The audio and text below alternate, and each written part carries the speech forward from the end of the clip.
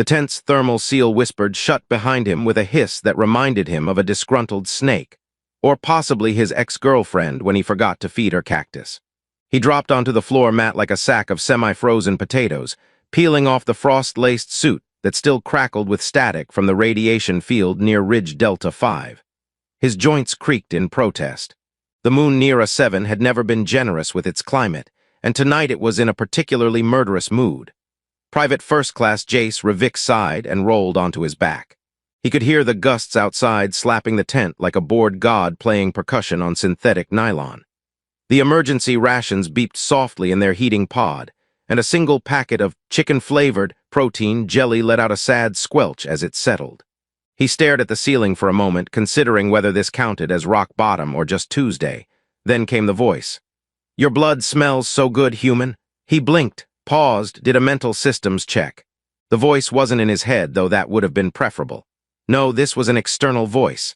Feminine, cool, vaguely amused, and coming from the dark corner of the tent where no heat signatures had registered 5 seconds ago. He sat up very, very slowly. There she was, tall, pale in the way dead stars are pale. Her form shimmered faintly like light struggling to remember itself. Hair the color of void ink, eyes glowing with twin rings, one blue, one gold, and skin that seemed to repel the warm interior lighting like it had beef with photons. He said eloquently. She mimicked, tilting her head with mild curiosity like an apex predator trying to understand if its prey just made a joke. He pointed a shaky finger toward her. "You're not on the roster." "You're not wearing pants," she replied. He looked down, technically true, just thermal briefs and socks. This was not how he wanted to meet a space vampire. "Okay," he said, inching back. "Let's set some boundaries. You're clearly very floaty and ominous and probably know 12 ways to extract bone marrow. But this is my tent. So unless you're here to fix the comms unit or join the weekly poker game, I'm going to have to ask you to not murder me." "I don't play poker," she said, stepping forward. "No problem, we could start with go fish." She crouched near his sleeping bag with such unnerving grace it made him miss bullets. There was a reverence in her movement, like the air itself gave her extra space. He could smell something sharp, like ozone, cinnamon, and danger. "I haven't fed in days," she murmured, eyes narrowing. "But I'm not here to kill you." "That's very comforting," he said, voice climbing an octave. "Would you mind just not doing anything vaguely predatory while I put on my pants?" She blinked, then turned her back. "Thank you," he whispered. There was a flurry of scrambling, zippers, and the delicate art of pretending your legs weren't frozen hamburger. Fully dressed and only marginally more dignified, he tried to recalibrate. Think Jace, alien vampire woman. Possibly psychic, almost certainly lethal, definitely watching your vitals rise on some weird internal dashboard. "I'm Jace," he said finally. She looked over her shoulder. "K. Sarathile, Gesundheit. That was my name." "Right. KSA, do you have a nickname? Something I could pronounce without sneezing out a lung." She thought, "You may call me Thyle." "Thyle, cool, sounds like a protein powder." "You smell like iron and sleep deprivation," she said almost fondly. "Yeah, well, it's been a long week. A Glorath worm bit my thigh yesterday. Did you know they have teeth shaped like your worst memory?" Her expression twitched.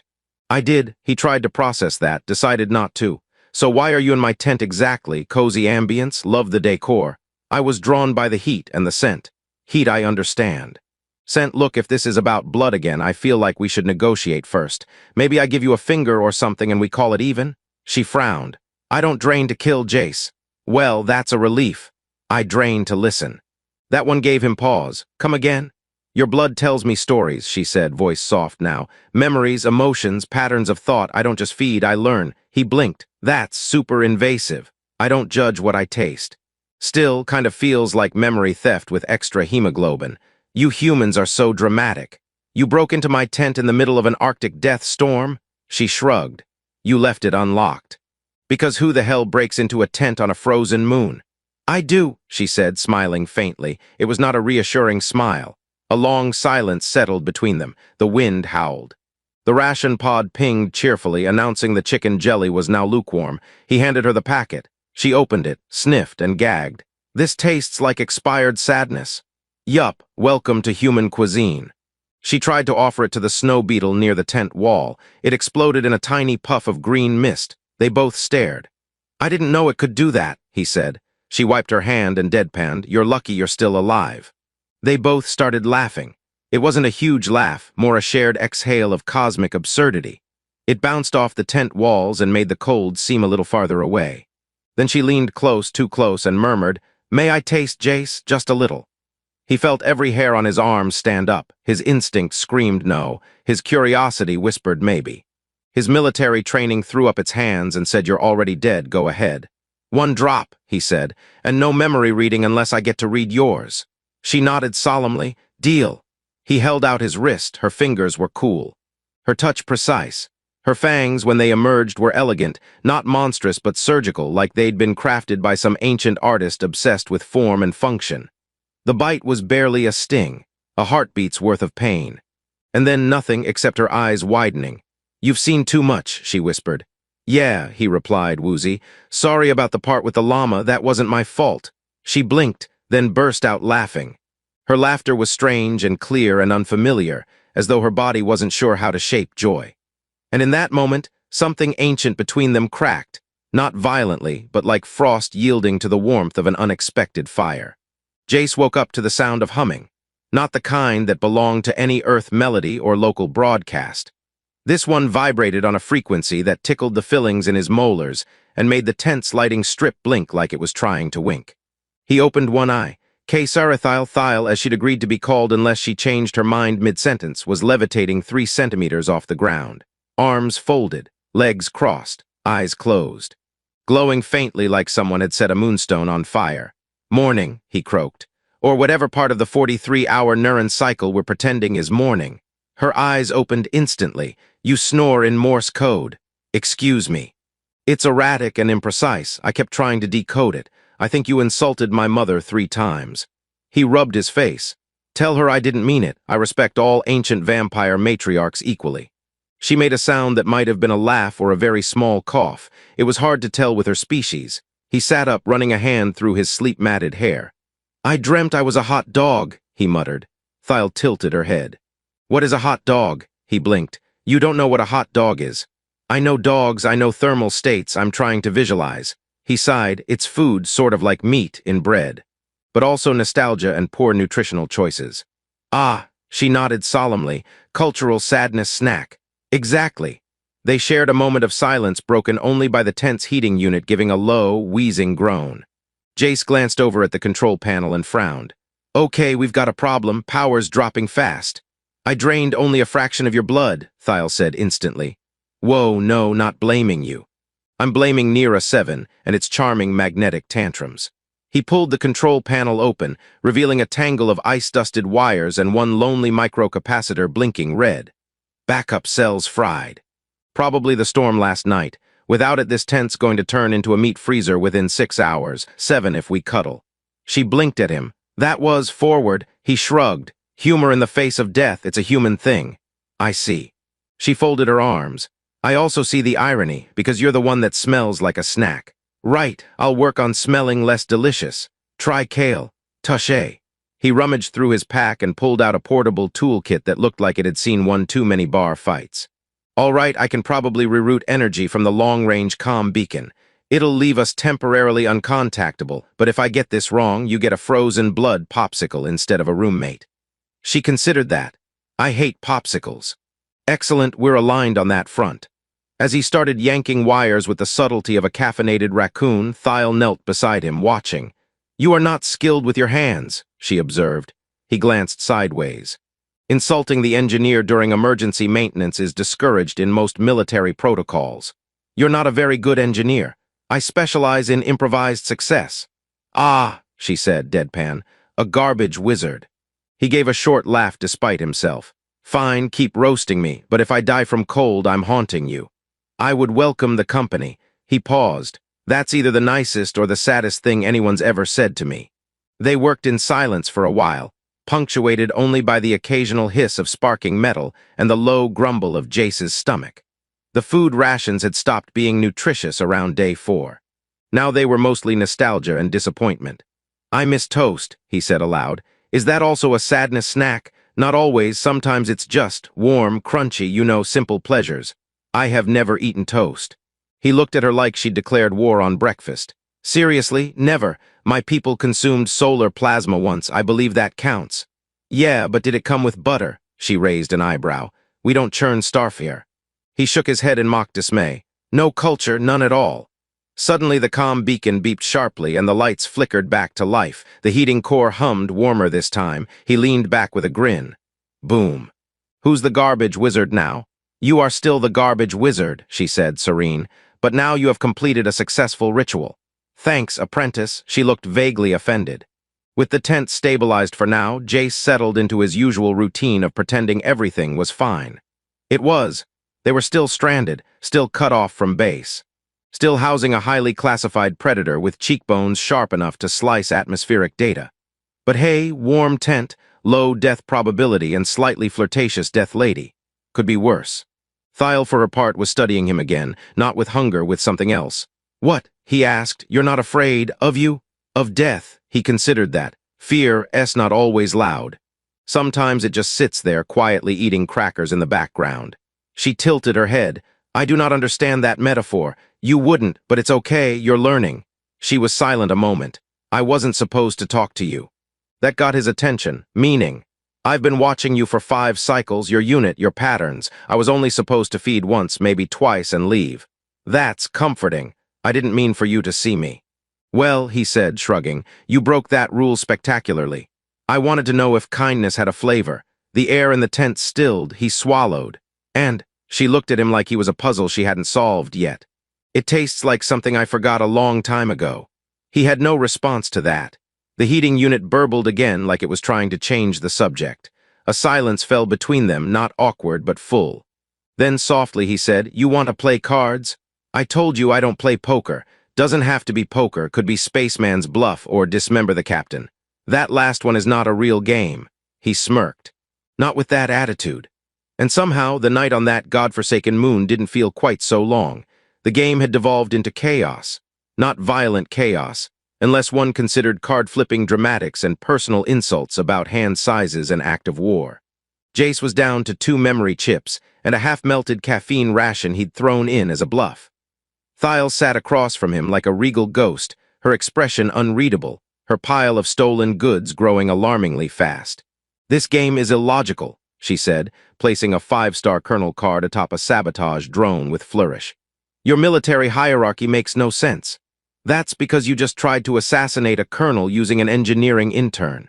He had very pointy tools. That's not how spaceman's bluff works. She raised an eyebrow. Then perhaps you should learn to bluff better. I'm bluffing my entire personality and it's worked until now. You're losing. That's part of the bluff. She leaned forward, elbows on knees. You humans make very bad liars, even your vital signs twitch. You're literally reading my heartbeat. It helps. He groaned, flopping back onto the thermal mat and staring at the tent ceiling. The lights had dimmed to conserve energy again. Outside, the storm had quieted into a ghostly wind, the kind that whistled like it knew secrets you didn't.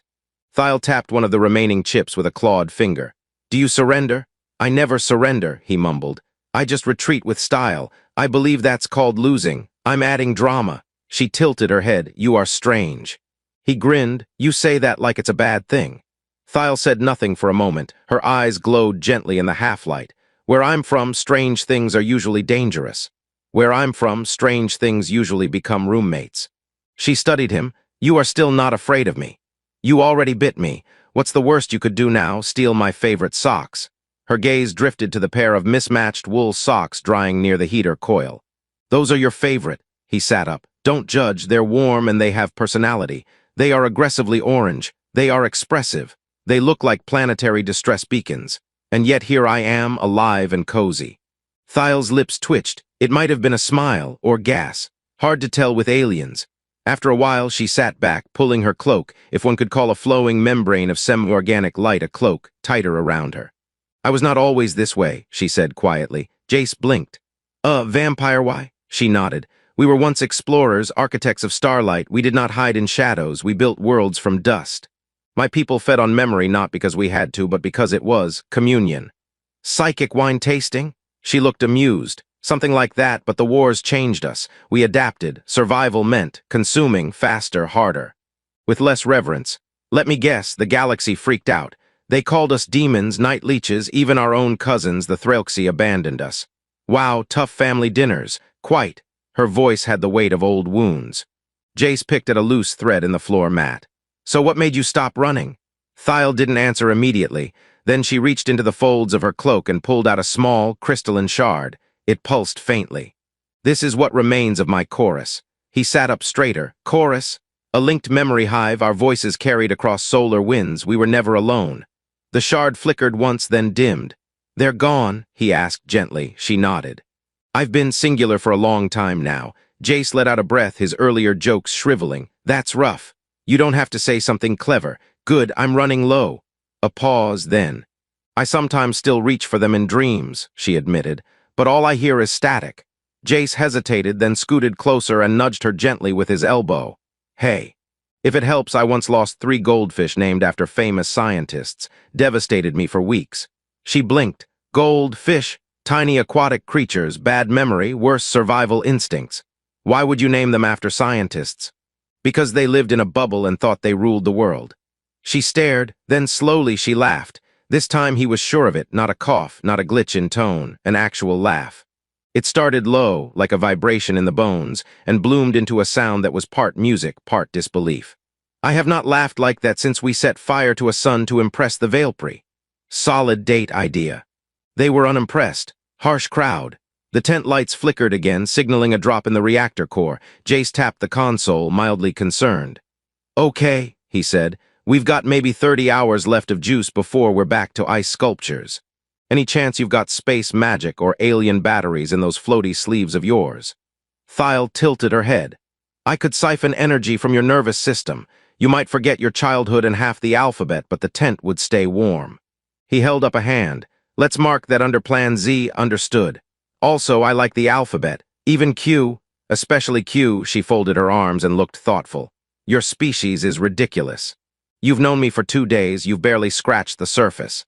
Do all humans flirt with death this way? Only the charming ones?"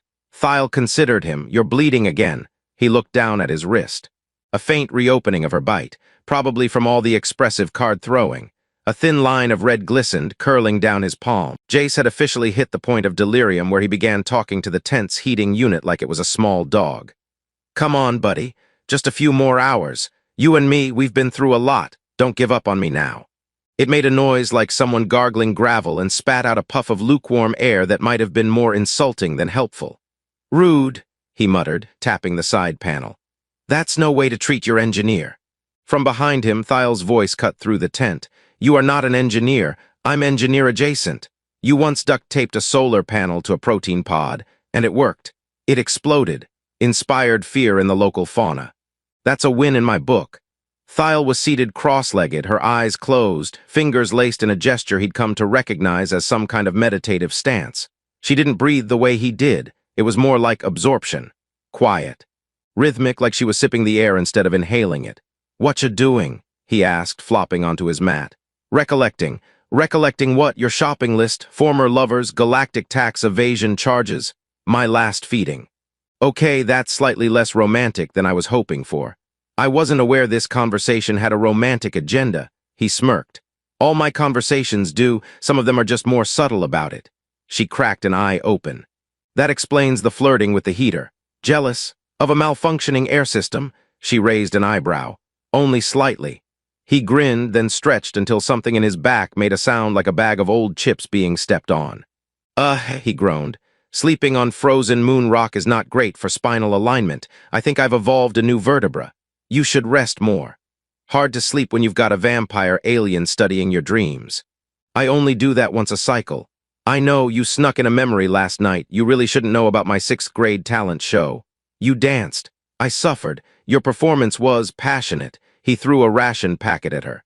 It bounced harmlessly off her shoulder and skidded away like it was trying to flee the conversation. Thyle didn't laugh, exactly, but her expression twitched into something dangerously close. The comm unit on the side wall buzzed weakly, struggling to stay awake. Jace glanced over. "Still no signal." "I thought you rerouted the beacon." "I did. I also might have accidentally diverted part of the energy into the water purifier. So now it thinks it's in charge of communications." Thyle stood slowly. "Can it speak?" "Only in burbles and passive-aggressive steam. Perhaps it's sentient." He blinked. "Oh no, did I create an angry AI kettle? It's possible." Name it, he thought for a moment. Clarence. Clarence the passive-aggressive kettle. It suits him. They both watched as Clarence blinked twice, let out a huff of mist, and then went silent, possibly in protest. Possibly because its tiny robot soul had given up. Jace rubbed his eyes and reached for the last caffeine ration. Thyle watched him with quiet interest. You poison yourself regularly, she said. It's called survival. It's called addiction. Same thing, just better branding. She leaned in closer. Your blood gets twitchy when you consume those. Twitchy blood is not the medical term, but sure, noted. She touched his wrist gently. May I? He hesitated. Little taste or full psychic download. Just enough to feel. He nodded and she leaned down. The bite was barely a whisper, a pinprick, then warmth like static unfolding through his arm. She pulled back quickly this time, brows drawn. What? He asked, rubbing his wrist. You're worried. He shrugged. Well, yeah, we're stuck. We've got limited power, no comms, and I haven't changed socks in 3 days. That last part's really starting to haunt me. No, she said, voice quieter now. You're afraid of leaving. He froze. What do you mean? You had a dream, she said, more to herself than him, where I wasn't there and you woke up mourning. He laughed awkwardly. You're not supposed to read that part. I didn't mean to, it was loud. Jace swallowed. Yeah, well, you're not the only one who's tired of being alone. She tilted her head. You have people. Somewhere, he said. But most of them are either far away or far gone, and none of them have ever threatened to drink my soul and then made me laugh afterward. That's a rare connection. You're strange. I like you too, Thyle. She stood up, the motion smooth as ever. We should go outside. He blinked. Outside? Are you serious? There's still a radiation bloom out there. The last time I stepped out for a breath, my eyebrows tried to unionize. The storm has cleared, she said, and I think it's time. Time for what? She extended a hand. For you to see where I come from. He stared. We're on a frozen moon in the middle of nowhere. Not all places are visible through windows, she said. Against better judgment, instinct, and military protocol, he took her hand. They stepped out together. The world was still brutal, still cold. The sky stretched above them in violet bands, the stars flickering like impatient sparks. But when she touched a stone with her fingers, it sang, not with sound, not with melody. But something inside it shimmered, and suddenly Jace could feel it, the hum of memory, old and vast, echoing like wails through the bedrock. This was your home, he whispered. Part of it, she said. Buried deep. He dropped to one knee and pressed a palm to the ice-layered surface. Images flashed, a spire, a chorus of voices, a sea of light that folded inward, fractal and impossible. Then silence. He gasped and pulled back. Thyle watched him with a look he couldn't place. Regret, pride, longing. This place remembers, she said. Even if no one else does. Jace exhaled slowly. You know, for a frozen wasteland, this is pretty emotional terrain. She looked at him, and yet you came anyway. I'd follow you through worse, he said before thinking. She blinked. He cleared his throat. For the cultural experience, you know, scientific curiosity. Of course. They stood in silence. Then she said, you still owe me a rematch. He raised an eyebrow. Spaceman's bluff? No. She smiled, faint, dangerous. Dismember the captain. He laughed, and together they walked back toward the tent under a sky that seemed just a little less empty. Jace had never been this clean on an alien moon before, which wasn't saying much. Hygiene in the field was usually more of a theory than a practice, but thanks to a brief window of functional water purification and what might have been an abandoned alien sinkhole, he had managed the impossible, an actual rinse. Granted, the water was cold enough to traumatize his ancestors retroactively, and he wasn't entirely sure the mineral sludge now coating his boots wasn't mildly sentient, but it was worth it. He burst into the tent shivering and triumphant, holding up his arm like a prizefighter. I have bathed. In liquid. I expect applause. Thyle didn't look up from where she was meticulously repairing a torn seam in her cloak using what appeared to be a thread made of plasma and stubbornness. You smell less offensive, she said mildly. Congratulations. I also found a rock that looked exactly like my high school principal. I took that personally. You humans attach significance to very odd things, says the being who refers to blood flavor in emotional metaphors. She looked up. Your last drop tasted like mild regret and unspoken sarcasm, probably thinking about the socks again. Ah, the tragedy. He flopped onto his sleeping mat and wrapped himself in the emergency blanket like a space burrito. You ever miss your old life? She paused mid-stitch. Which one? You've had more than one. I've lived through 7 collapses of civilization. That tends to involve a few career shifts. Let me guess, barista, assassin, cosmic therapist. I once curated memory gardens for royal hatchlings. He blinked. Okay, that sounds oddly peaceful. They were sacred spaces where thoughts could root and blossom. If a child dreamed well, the flowers sang. Jace sat up a little. That's either beautiful or the start of a horror movie. Usually both. A silence settled between them, punctuated by the soft hum of the tent's backup battery cycling power. Jace fiddled with the corner of his blanket. I think I dreamed of one of your gardens last night, he said. Thial's gaze sharpened. Describe it. There was this vine with glowing petals. It hummed real gentle. I think it was laughing. There was a kid running around, but their face kept changing. She set her cloak aside, brows furrowed. That's not your memory. He frowned. Wait, what? That was one of mine. Then how the hell did I dream it? She reached out, pressing 2 fingers lightly to his temple. When I fed last time, a trace must have lingered. Echoes sometimes cross if the bond S. Unstable, unstable. You make it sound like we shared a weird USB port and now I've got alien desktop icons. She considered that. That's not entirely wrong. Jace groaned. Great. Do I have to start eating glow moss now? Do I have a craving for nebulas? What are the side effects of being partially psychic? Occasional insomnia, increased empathy. You may find yourself craving poetry. I already crave breakfast burritos. That's close enough. Thial tilted her head, thoughtful. There's more. You felt something else in that dream, didn't you? Jace hesitated. I felt safe. She looked away. That's not a common reaction to my presence. Yeah, well, he said, voice quieter now, I'm not exactly built for common. The tent lights flickered once, then stabilized. I think I know why you stayed, he said. I told you, she began. He cut her off gently. Not just because you were curious, not just hunger or boredom, you're lonely. She went still, not defensive, not angry, just still like something inside her had frozen mid-thought. Everyone else ran, didn't they? A beat, then she nodded once. They feared what I was becoming. He leaned back, staring at the tent's sagging ceiling. I get that. You do. Yeah, I mean not the ancient memory siphon vampire angle, but the fear of being too much, or too weird, or just too you. I once killed a man because he mispronounced my name. That feels slightly more dramatic than my college breakup, but yeah, same vibe. She huffed. He was trying to be romantic. Jace chuckled. Well, I'll make sure to get it right, or at least die creatively. She stared at him, expression unreadable. You're not afraid of dying, are you? He shrugged. Everyone dies. Not everyone gets to share space soup with an alien cryptid before doing it. She sighed. You're impossible. I'm endearing. You're ridiculous. Same thing. A sudden buzz interrupted them. Clarence, the passive-aggressive kettle, let out a confused wheeze from the corner. Thial rose, checking the readout. The storm's cycling again. We have 6 hours before radiation spikes. So, tent nap or existential crisis? She glanced over. Why not both? He nodded. Good point. He lay back again, arms folded behind his head. Thial resumed stitching, this time humming softly under her breath. Thial? Yes. If this tent implodes tomorrow, or we get rescued by a squad of confused space marines, or we fall into a wormhole caused by my laundry mistakes. Continue. I just want to say I'm glad you broke into my tent. She smiled, not a flicker, not a twitch, a real smile. I am too, Jace. He closed his eyes, finally warm, finally still. And outside, beneath the freezing stars, something ancient held its breath and listened. Jace was awakened by a nose, specifically a nose pressed firmly against his own. Are you dead? Thial asked, his eyes blinked open.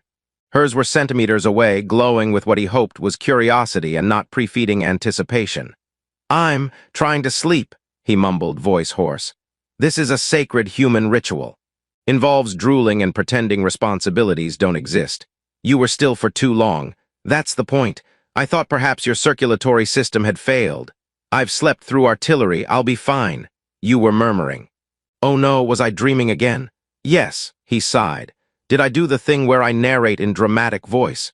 You referred to yourself as Captain Moonborn, defender of spaghetti justice. He groaned and rolled over, pulling the blanket over his head. Great, now I'll never live that down. I thought it was bold. I thought it was private. Thial sat back, legs crossed, watching him with mild amusement. Her fingers were tracing idle patterns in the frost-dusted floor mat, something he'd come to associate with either contemplation or extreme boredom.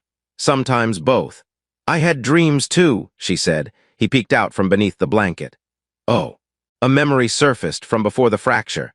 You mean your people's fall? Yes, I remembered singing and fire and dancing in zero-gravity chambers while planets bloomed below us. Jace blinked. Okay, that beats my dream about chasing a rogue tortilla through a lunar market. Was the tortilla sentient?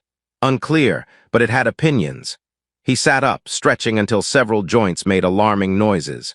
So, he said, on a scale from 1 to the stars have aligned in a sinister prophecy. How weird is it that we're dream-sharing now? Not common, she said. It usually only happens after a full blood weave. That sounds like a hairstyle. It's not. Noted.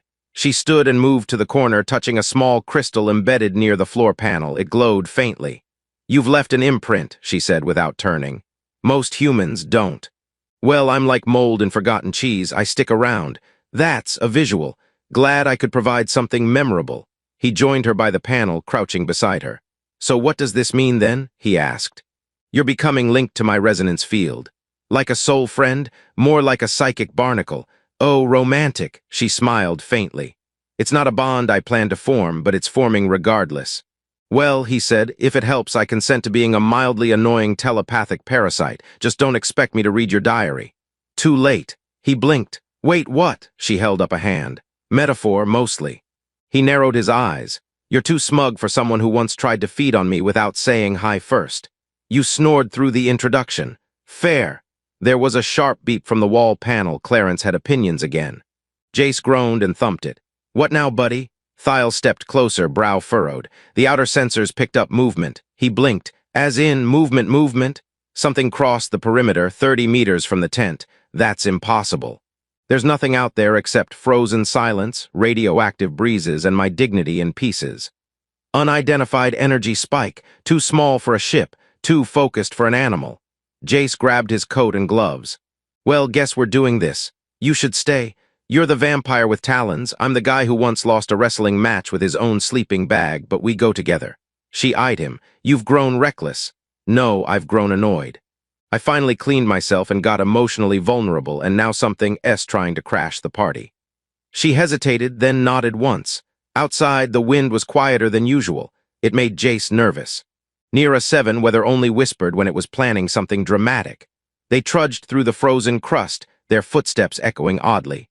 Thiel's movements remained unnervingly soundless. If he didn't know better, he'd think she hovered an inch off the ground just to flex. Over there, she said.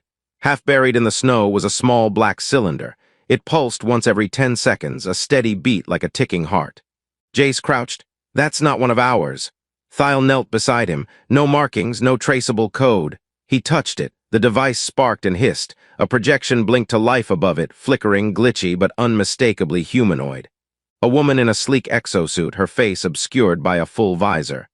This message is for Thiel of the Deep Memory. You are located. Extraction begins at cycle rise. Interference will not be tolerated. The projection fizzled out. Jace blinked. So, good morning. Thiel didn't speak. She stared at the device, her posture tense. Friends of yours? He asked gently. Hunters, she said. Memory reclaimers. They seek to capture the last of my kind and repurpose us. Repurpose? They drain us not for sustenance, for technology. Jace stood slowly. So, what do we do? I run, you stay. He snorted. Yeah, that's not happening. I brought this on you. You broke into my tent and made fun of my socks. That's not a war crime. She looked at him. You don't understand. They will destroy anything that holds memory of me, including you. He stared at her. Then slowly he pulled out a tiny metal token from his jacket pocket. An old coin, earth-made, scarred. This belonged to my grandfather, he said. He gave it to me when I joined the unit, said it was a memory anchor. She blinked. That's real? Probably not. He also claimed he invented pancakes. He held the coin out to her. Now it belongs to you because I remember you. She hesitated, then took it. The stars above them pulsed once, too bright, too sudden. They've begun scanning, Thiel whispered. We've got maybe a day, Jace said. So we plan. You want to fight reclaimers? No, I want to confuse them, annoy them, maybe distract them long enough for you to vanish into mist and sarcasm. And if they catch us, we improvise. You always improvise. Exactly, I'm consistent in my inconsistency. She exhaled. We'll need to move camp. They walked for what Jace would generously describe as eternity plus a snack break, with Thiel gliding like a nocturnal shadow beside him, while he wheezed up the side of what might technically qualify as a mountain, or a rude hill with identity issues. You didn't say the safe place was uphill, he gasped. You didn't ask, Thyle replied, entirely unbothered. I thought it was implied that we would stay on the same general altitude as breathable patients. You're the one who insisted on carrying all the rations. Because you said, and I quote, your puny mortal arms need toning. They do. Insulting the guy keeping you stocked with protein, jelly isn't a winning strategy. Thyle stopped, turned, and very seriously said, you packed 7 units of banana-flavored ration sludge. He pointed dramatically. Banana is a classic. It's comforting. It's what childhood dreams taste like before taxes and heartbreak. It tastes like synthetic regret. Look, I didn't see you offering to carry the pudding packs, your floatiness. She smirked and kept walking. Eventually, possibly 3 lifetimes later, they reached the entrance to what Jace could only call a cave by technicality. It was half covered in ice and humming faintly. Not a normal cave hum either. This hum felt intentional. Is that sound natural? He asked. No, Thyle said, stepping forward. This cave is a living artifact. A resonance chamber left behind by the veiled architects. Ancient alien hideout. Classic. They were not hiders. They were composers of planets. Jace blinked. Say that again. They used resonance to alter terrain, shape gravity, rewrite thermodynamics. Each chamber like this was a tuning fork for planetary memory. And you just knew one was nearby.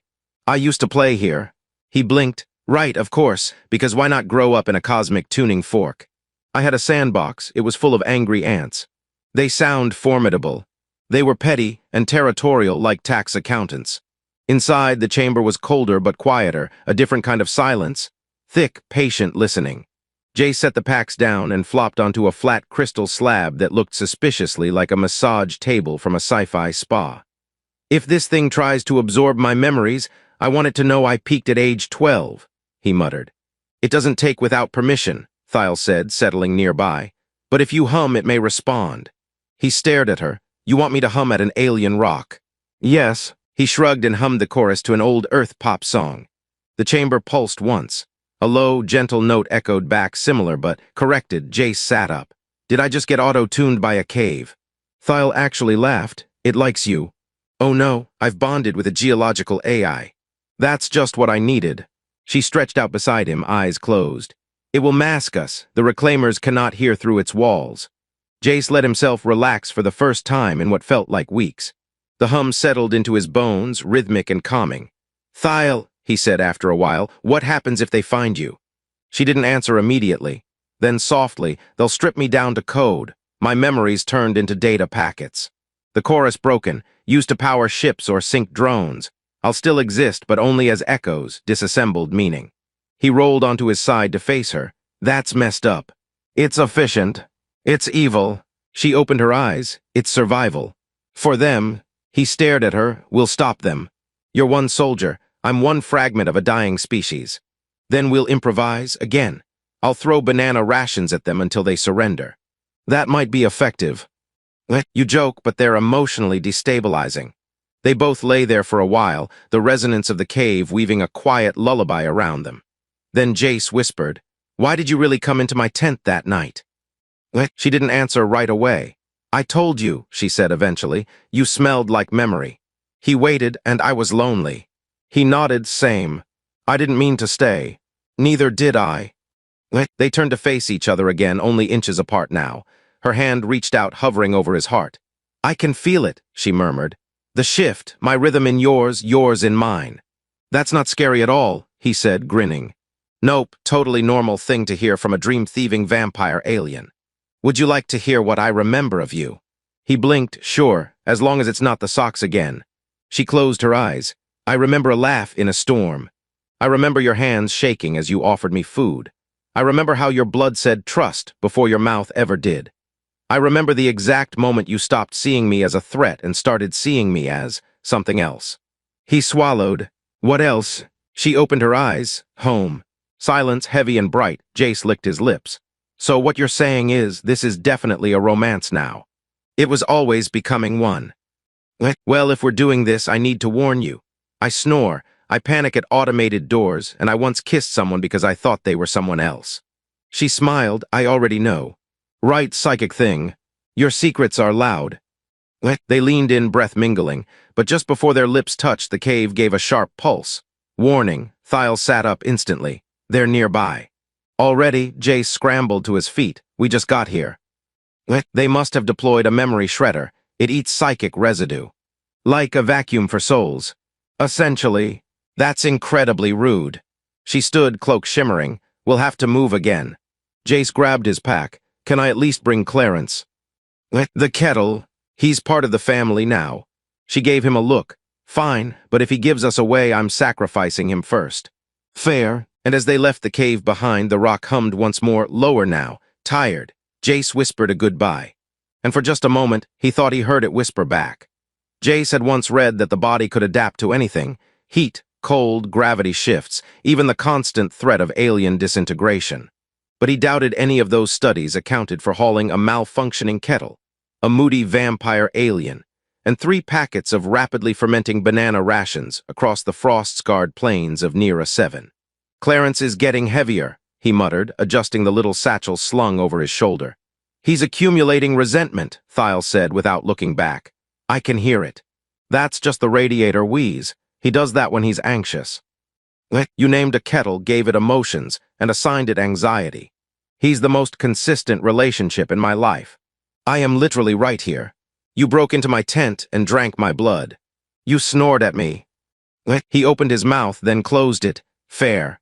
They stopped near a patch of shimmering frost. Thyle held up a hand, scanning the air with her fingers splayed. This spot will do, she said. There's a harmonic fracture beneath it. If we anchor your memories to the break line, they won't be readable. Hold on, Jace said, squinting. Are you telling me we're going to upload my entire existence into the ground like it's a psychic flash drive? Not all of it, she said. Just enough to scramble your resonance. The reclaimers won't detect the bond. Can we skip the part where I possibly melt into the dirt? She looked at him. There's a 12% chance of disorientation. That's not nothing. It used to be 32. Be grateful. He handed Clarence off to her and stepped forward like a very reluctant volunteer at a school science fair. All right, he sighed. Let's bury some trauma. Thyle approached and pressed both palms to the center of his chest. Her eyes glowed faintly. Close your eyes. He did. He felt the pressure first, like someone was pushing soft thunder through his ribcage. Then warmth. Then color, though he wasn't sure how his brain decided color had temperature. He saw images flicker through the darkness behind his eyelids. A bicycle with one wheel bent, his mother's singing voice, the heat of an explosion too close to his boots, a sandwich eaten too fast before deployment, and Thyle, curled in the corner of the tent, humming. He opened his eyes. Whoa. She staggered slightly. Are you okay? He asked. She nodded, blinking rapidly. Your memories have sharp edges. Sorry, the sandwich one probably came in too fast. I was not prepared for the salsa incident. I'm never prepared for salsa. She let go of him and stepped back. It's done. You're harder to trace now. Great, I've been encrypted. Like a spicy thumb drive. He paused. That felt like a joke. I'm adapting. I'm so proud. Clarence gurgled in the satchel, possibly in approval, possibly in protest of being slung sideways for the last 2 hours. Suddenly, Thyle stiffened. Jace turned. What is it? She pointed toward the distant ridge. A shimmer moved across the ice like heat mirage without the heat. Shapes followed, tall, smooth, faceless, humanoid outlines in gleaming armor, silent. Are those reclaimers? She didn't answer. One of the shapes raised an arm. A ripple of pressure slammed through the air. Jace stumbled backward, ears ringing. What the hell was that? They're broadcasting a null field, Thyle said. It severs ambient memory. If we get too close, we forget. Forget what? Everything. He stared at her. Like name, birthday, first kiss. More like how to walk. That seems extreme. They want me erased before I'm extracted. Easier to rewrite. Jace glanced down at Clarence, who let out a defiant wheeze. Okay, he said. New plan, we don't let them get closer. Thyle's eyes narrowed. We need to stall them long enough to activate the echo circuit. Is that the humming space cave again? No, this time it's your kettle. He blinked. I'm sorry. She opened the satchel and Clarence chirped. His red light blinked rapidly. I modified him while you were asleep. You did surgery on my kettle. I repurposed his thermal regulator into a resonance disruptor. He's now broadcasting psychic white noise. Clarence is jamming their signal. He's doing his best. I don't know whether to hug him or apologize. Thyle handed him the kettle. Run to the ridge, place him on the highest point. He needs line of sight to scatter their null field. And you, I'll draw their attention. That sounds like a suicide plan. It's tradition. Well, break it. She looked at him. You're the only human who remembers me as something more than a shadow. He stared, then quietly said, Then I'm not letting you become one again. He ran, the cold bit his cheeks. His legs screamed. Clarence beeped in his arms like a tiny war drum. Behind him, he could hear the crack of energy fields and the sharp, unmistakable clash of memory pressure, like wind howling through forgotten names. He reached the ridge and dropped to his knees, slamming Clarence into the snow and propping him upright. All right, little guy, do your thing. Clarence's panel blinked red-blue-red, then it stabilized. A low whine filled the air, growing until it pressed against Jace's skull like cotton soaked in thunder. The null field rippled, then split, and for a single moment everything was still. Then, explosion. Jace hit the ground, ears ringing. Thyle appeared above him, smoke curling off her cloak, her eyes wide. You did it, she said. I'm never making kettle jokes again, he mumbled. She grabbed his arm, hauling him upright. They've retreated, for now. He looked toward the horizon. The reclaimers were gone, leaving only melted frost and the distant echo of voices never meant to be heard again. Jace patted Clarence. You earned a vacation, buddy. Thyle smiled. He may be the most important kitchen appliance in galactic history. Yeah, Jace said, grinning. I'm putting that on a plaque. And they stood there together, side by side, beneath a sky that had never known them but would now never forget. The tent was warmer now, not because of the heater, which was still half dead and growling like a sulking beast, but because of the silence. Not the heavy, suffocating kind they'd known in the beginning. This one breathed. It'd wait, but it rested gently on their shoulders instead of pressing them into the floor. Jace sat on the mat, cross-legged, sipping from a mug that once held nutrient slurry, and now hosted something hot and slightly less depressing. A tea Thyle made using alien moss, trace minerals, and whatever Clarence coughed up after the battle. It tastes like mint and fear, he said after a sip. That's how you know it's working. Clarence beeped once from his new resting pedestal, a smooth chunk of crystalline alloy salvaged from the Reclaimer's signal disruptor. Jace had scrawled Clarence the Brave across the front with a stylus. Do you think he'll get tired of the fame? He asked. Thyle raised an eyebrow. He's a kettle. That's kettle prejudice. She didn't argue. Outside, the frost winds had shifted. No more static bursts or memory-eating drones in sight. The Reclaimers had backed off. Not defeated, but thrown just enough off course that Thyle could no longer be tracked easily. Apparently Clarence's final broadcast scrambled not just signals but basic telemetry. You know, Jace said, tapping the mug, I think you're the only person I've ever nearly died with who made me laugh before the dying part. You didn't die. Right, which is even more impressive. Thyle sat beside him. Her cloak no longer flickered with tension. Her eyes still glowed faintly, but now they warmed instead of warning. Are you ready? She asked. For what? Dramatic goodbye number 6. For the part where we leave. He looked up. You're serious? I have a route. The Reclaimers won't see it.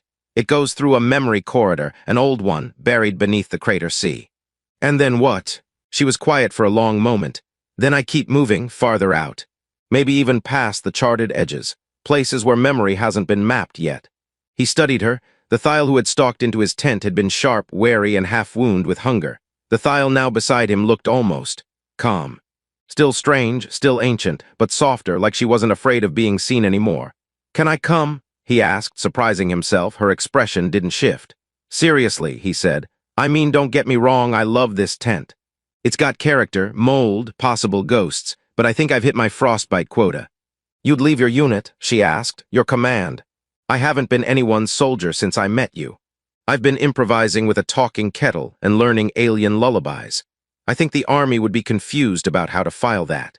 I'm not safe, she said. You're safer than most people I've met. I've fed on your blood. You also made me tea. She stared at him. You're not joking.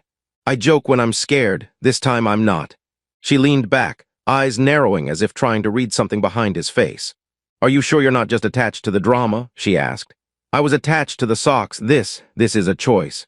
You'd follow me across uncharted voids. Absolutely, as long as I get the window seat. She didn't smile, not exactly. But her voice softened. Then pack your things, we leave at dusk. He looked around at the meager supplies.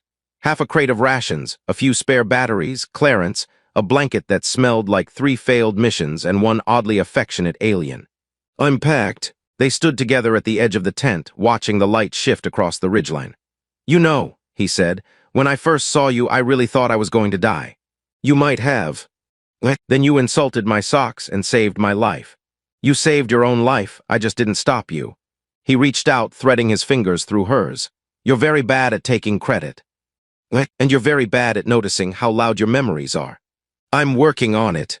They stood there a while longer. The hum of distant stars stretched across the sky like a heartbeat too large to be measured. Later, Jace helped break down the tent.